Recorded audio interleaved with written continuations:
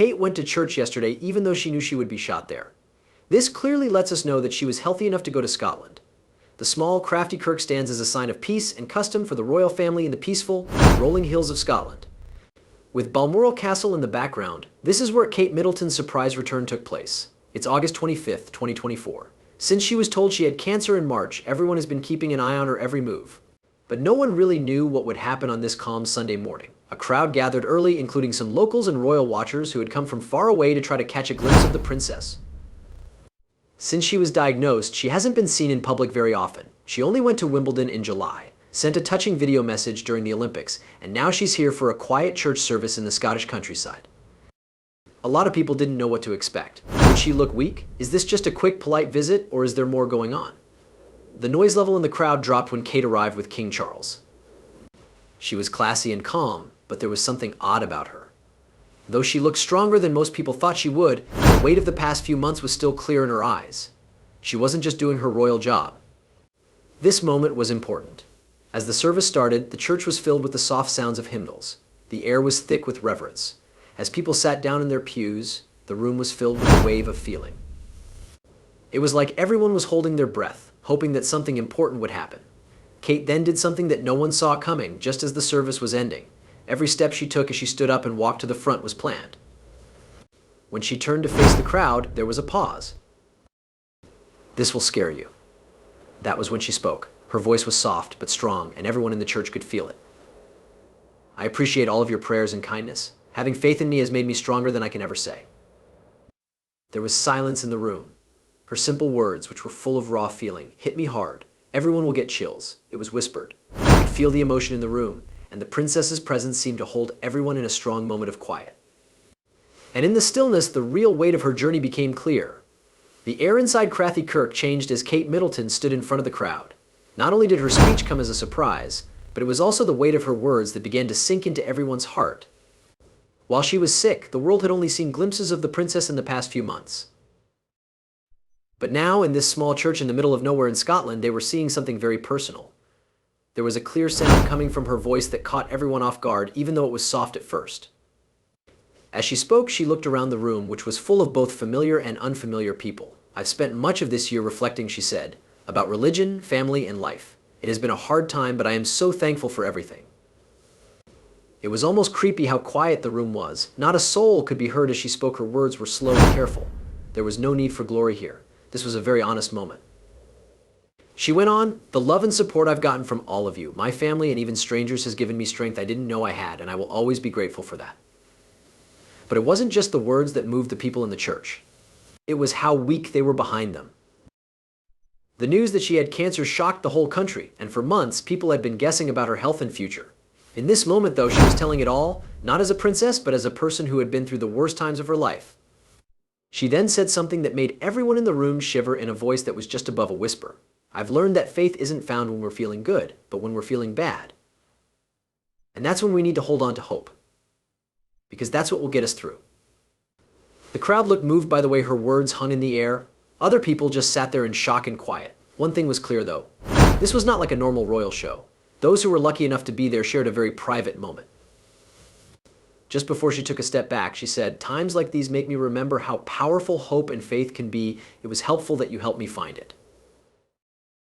The congregation was still in shock from what they had just seen when she went back to her place.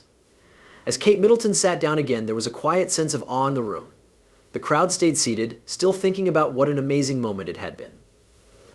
The words she spoke were not the only thing that affected everyone. The raw feeling behind them was what really hit them. But just as it looked like the most moving part of the service was over, something out of the blue happened that made everyone talk for a long time after they left Crathie Kirk. There was a short break while the minister got ready to end the meeting. After Kate's moving speech, the event's typical formality didn't seem to matter much. The quiet was broken by a single voice. A soft, almost nervous humming sound came from the back of the church. It was the tune of an old song that many people in the room had grown up hearing.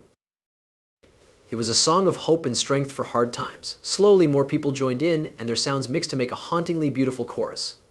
At times, it seemed like the walls of the church could feel the emotions of all the people inside as the song got louder. There was a moment when the unity was so strong that it felt like time had stopped. Many people felt tears in their eyes, and some hugged their loved ones even tighter. It wasn't planned, but it just felt right. It was almost like this act of unity came about by itself and was supposed to happen. Kate bowed her head and clasped her hands in front of her. She looked moved by the moment. She looked back at King Charles, who was sitting next to her, as she walked back to her place. They looked at each other and it said a lot. There was no need for words. They were both dealing with their own health problems. Charles was quietly dealing with his own cancer. As they stood here, surrounded by faith and hope, they shared a quiet understanding of the weight they both held. As soon as Kate sat down, Charles reached out and gently squeezed her hand to make her feel better. The song seemed to have power over them both and everyone else in the room. They had been in very personal fights for months, but this time they weren't just royal figures. Like everyone else, they were two people who found strength in their religion. It seemed like the song went on for a very long time, but no one wanted it to end. The air was heavy with strong feelings that go straight to your soul. People would talk about it in whispers for years to come, because it was something they had all been through. It wasn't just a church service. Tradition and rank didn't matter at that moment. It brought everyone in the room closer in a way that words couldn't fully describe. As the last sounds of the hymn died away, no one moved right away. One could tell that something important had just happened, something they would remember long after they left the church. The event also seemed to have changed Kate and Charles. As they stood to leave, their eyes were soft but firm. No one knew what would happen next, but one thing was certain. All of those who saw it would never forget the moment that gave them chills. As the service ended, Crathie Kirk was still filled with the raw feeling of what had just happened. Slowly, people got up from their seats, as if they weren't sure if they were ready to break the spell that Kate Middleton's words and the spontaneous song had cast over them. But for people who are close to the royal family, today was about more than just the service. It was about how strong Kate and King Charles had been when things were worst. Everyone was looking at Kate and Charles as they left the church. They walked hand in hand, and their bond became clearer than ever. That wasn't just a show of family unity, it was about a lot more than that. They had both been through tough battles that tried how strong they were. At one point, Kate and Charles stopped on the steps of the church and whispered to each other. Only they could hear them. They had a deep knowledge of each other and had been through things together that went beyond titles and public appearances. While they stood there, something amazing took place. A girl, maybe 8 years old, went up to the royal family. As she took a step forward, she shook a little and held a small bunch of flowers in her hands. Kate gave her a friendly smile, knelt down, and took the flowers from her. She said thank you in a soft voice, full of thanks. The girl stuttered, "Your Highness, you're so brave." Her eyes were wide with awe. Kate looked shocked for a moment after hearing the words, but then she smiled again, this time with a stronger will. Her voice was barely above a whisper as she said, "You're brave too." Through that simple exchange, it became clear that Kate's strength wasn't just her own fight, but also how she encouraged other people to find their own strength. As the car with Kate Middleton and King Charles in it pulled away from Crathie Kirk, the weight of what had just happened inside those old stone walls hit. For the royal family, going out in public has always been part of their job. But this time was different. It felt very private, almost too private to share with everyone. Still, there they were, two people connected by blood and fate, in the middle of their private fights and public roles. Kate didn't know what the road ahead would bring. Even though her doctors told her she was making good progress after being diagnosed with cancer, she could not deny that it was hard on her emotionally. She felt like each show was a test of her mental and physical power. But today, when she stood with Charles through their shared problems, she felt like she had a new reason for living. She couldn't hide the scars from the fight, but she also couldn't hide how strong she had become. It had been months since King Charles also felt the weight of the crown more than ever. Those close to him saw how much it hurt him, even though his sickness was mostly hidden. He still felt a strong sense of duty, though. He had been trained for decades to be the leader of the country since he was a child. But nothing could have prepared him for the fights that came with getting older, both with himself and with seeing young people like Kate go through their own problems. Kate and Charles didn't mind being quiet as they drove through the quiet roads of Balmoral in their car. The silence was full of understanding, and it gave them a break from the duties of their titles. Charles looked at Kate. The light in the late afternoon made his face look kinder. He told you, in a low voice but full of joy, you did well today. Even though Kate smiled, her eyes looked heavy. She answered softly, thank you, and looked out the window at the hills. It didn't feel like a service. It was, Charles said, his eyes following hers. These times, people don't understand how important they are. That's where our strength lies. They both knew this wasn't the last time they would test themselves in public. For the personal and family problems that lay ahead, they would have to give more than ever. Quickly, word got around that Kate Middleton had returned to Crathie Kirk.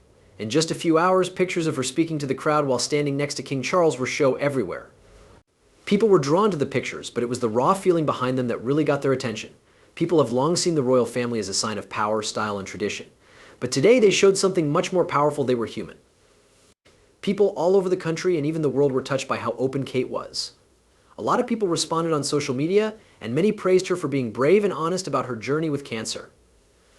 Some people were moved by King Charles's calm and helpful presence, even though they knew that he was also fighting the disease in secret.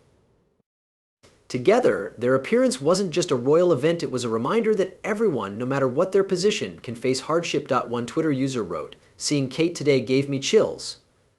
She's been through a lot, but she's still standing and helping other people. It's a reminder that we can find power even when we feel weak." Another post said, "The royal family has always seemed impossible to get close to. But today they felt like they were one of us." The world really needed to hear Kate's words about faith and hope right now. There were more than just nice things said. There were also many stories from people who had been through similar struggles and were moved by Kate's bravery. People talked about their own battles with illness, how they found hope in the darkest times, and the strength that comes from just not letting up. For many, it meant a lot to see Kate and Charles stand together as they dealt with their own problems. Not only was it their royal job, but they also had to stay alive, be strong, and be quiet, determined to move forward. In the days that followed, the media kept talking about every part of the church service, from Kate's moving speech to the unexpected song that left everyone in awe. But the event had such a profound effect on those who saw it that no title could really do it justice. This was the start of a new era for Kate and Charles, one in which their private fights would become more connected to their public roles than ever before. For the people, seeing the royal family in such a weak spot made them feel even closer to them and reminded everyone that we are all human at heart. In what ways do you feel about this huge event? As always, let us know in the comments, and don't forget to subscribe for more.